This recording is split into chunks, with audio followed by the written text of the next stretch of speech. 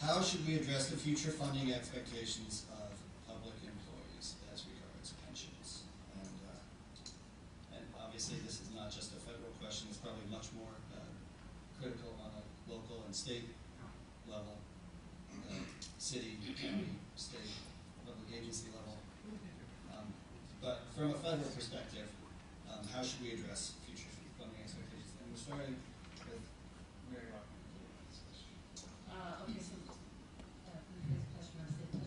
how should we address the future funding expectations and obligations for pensions for public employees? Well, this is a tough one, of course, to deal with, because if we were to suddenly cut or reduce pensions, we're going to have grease on our hands. So if I think that we're going to have to deal with this, though, and if somebody is approaching 50 and has worked for the government, for example, for 20 years and is counting on retirement, we have to honor that. It would be wrong not to do that. But we also cannot continue to allow payment of some of these giant retirement plans and a system that people are abusing. I think one of the solutions is to start privatizing as much of the economy as we can. So get people off the government payroll.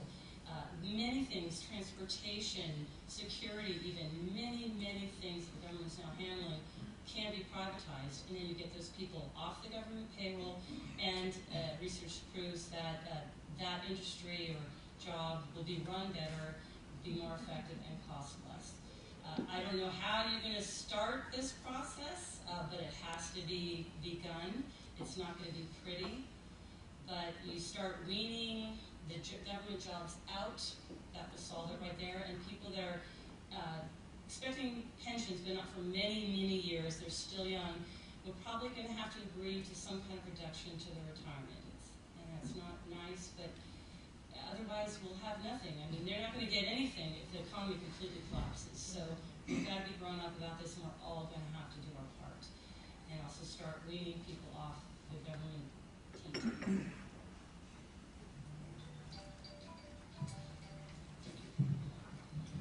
I would suspect that I probably know more about this subject than anyone else here by far, since I'm a retired government employee. And there's a number of things about this that are overlooked. Number one is I put a lot of money into my retirement. That's my money. Yes, there was some matching money. Yes, it was taken care of for me, but I put an awful lot of my pay into that. What am I getting? I've still got to work part-time after over 30 years. And I was 30 years occasionally putting my life on the line, things like that.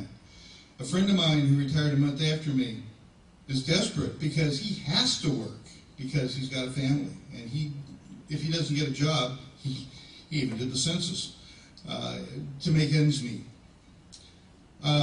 For most years since 1996, all but about 18 months, I've been on the Salinas Police Community Advisory Committee. As such, I've had a lot of contact with police officers, primarily Salinas police officers. Those folks, a lot of them go out on disability retirement, and some of them go out on disability retirement and can't work. Some get good jobs on disability, but some don't.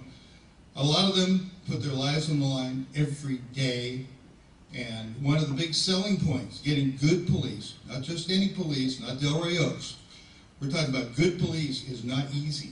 Right now it's a market where there are experienced police looking for jobs.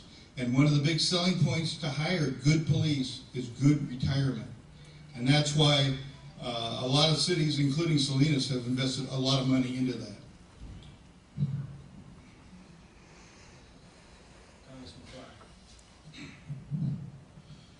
Pension plans have got to be looked at.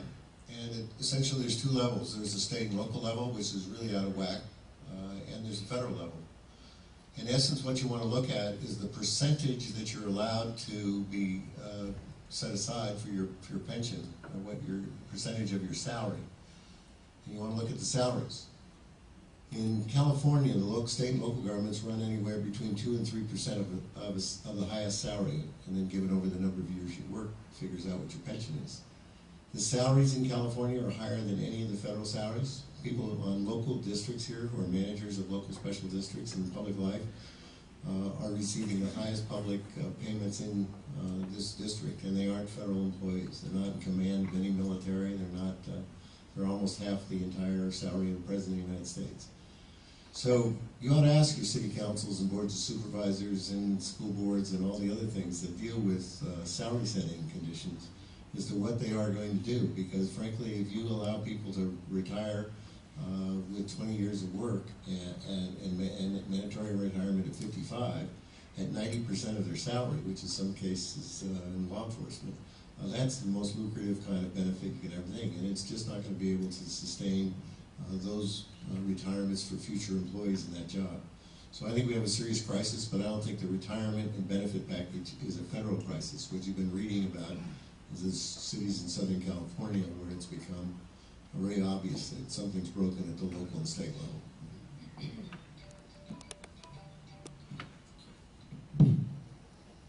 Mr. Chairman. I agree with the candidates to the left of me again, that we need to honor the commitments that have already been made. You can't go back on something you've already negotiated and provided. But, and I'm talking about the state and the local levels. And in Congress, we should not have any effect whatsoever on the state and local level. They have to deal with this in their city council chambers, in their county supervisor chambers. That's their problem, they gotta deal with it. But at the federal level, that's where that's where I need to get involved. And one thing is, it's not just the pensions. We need to renegotiate pensions, we need to renegotiate salary contracts, we need to work within our means, and a lot of this could be done by reducing a lot of the waste that I talked about before. We have a tremendous amount of waste and inefficiencies in our government systems. Tremendous. We can eliminate a lot of that, and that'll take care of a lot of these issues. Benefit packages. I'm to understand that when I'm elected your congressman, just as Sam has represented you for the last 17 years, thank you very much, Mr. Farr, but after 1 year, once I'm elected, I get lifetime pay and benefits at a very elevated level. That is what it says. Yes, it is. All right. And that's egregious. Okay. I'm not the fact police here, so I'm going to leave that. There's some time for coffee and individual questions of the candidates before we have to vacate the room.